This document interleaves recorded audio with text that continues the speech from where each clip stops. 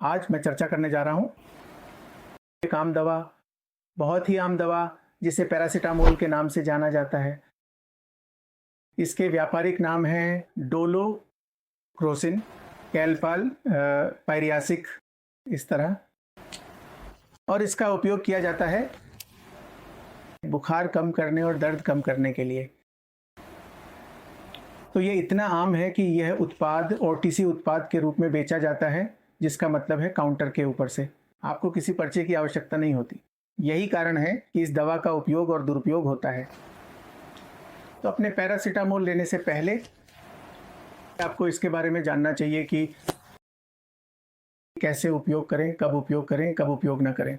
ये बहुत बहुत महत्वपूर्ण है। सवाल ये है कि क्या पैरासीटामोल आपको मार सकता है या नहीं? मेरा जवाब है हाँ।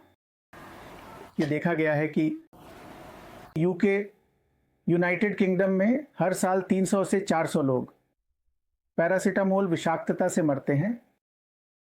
पहले के दिनों में पैरासीटामोल नशीली दवाओं से प्रेरित होने का सबसे आम कारण था, अर्थात दवा जो किडनी की समस्या पैदा करती है दुनिया में।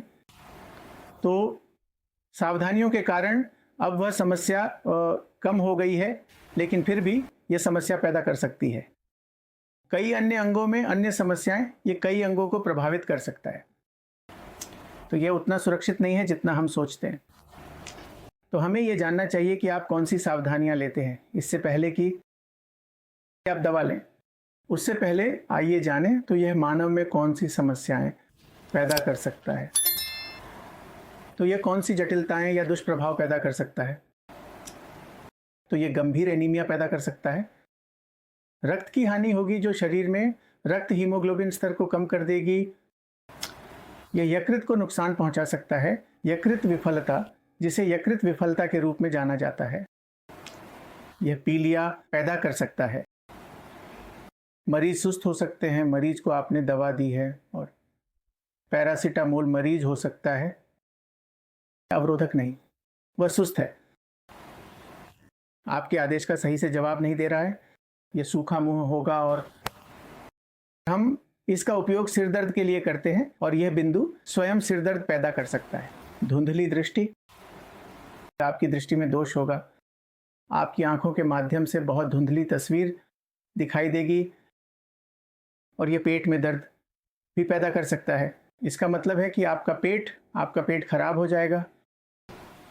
चक्कर आना, सिर का घूमना होगा, तो ये चक्कर आना पैदा कर सकता है। और पहले ही उल्लेख किया गया है पेट खराब, इसके साथ ही यह पेट में दर्द भी पैदा कर सकता है।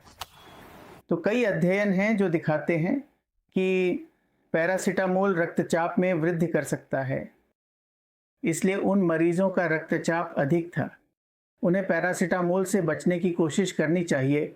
अगर आप ले रहे हैं तो कम मात्रा में लें, जब तक कि यह अत्यधिक आवश्यक ना हो। तो आप कितनी पैरासीटामोल ले सकते हैं?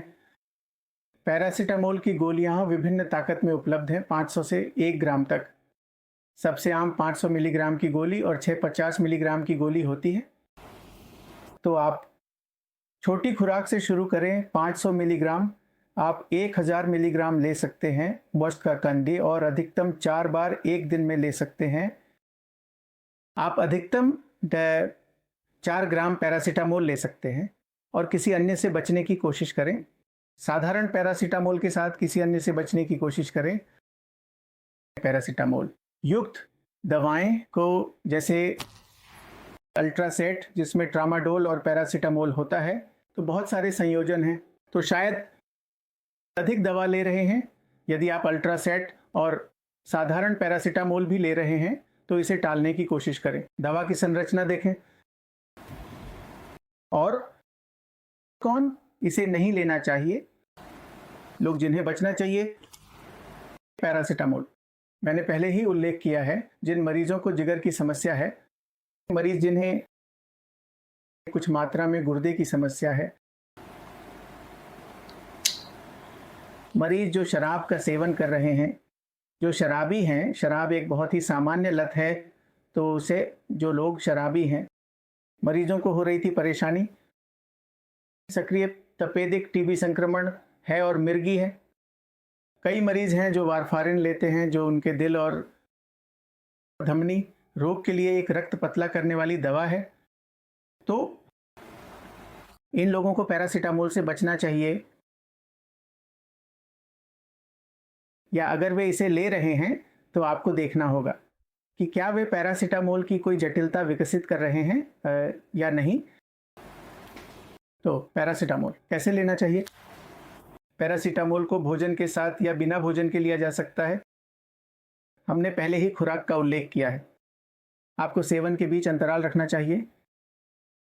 4 घंटे का अंतराल, 4 घंटे से कम नहीं। कुछ लोग बहुत बार 2 या 3 घंटे का अंतराल देते हैं, ऐसा नहीं। एक खुराक से दूसरी खुराक के बीच कम से कम 4 घंटे का अंतराल होना चाहिए, और अधिक मात्रा में लेने से व्यक्ति की मृत्यु हो सकती है।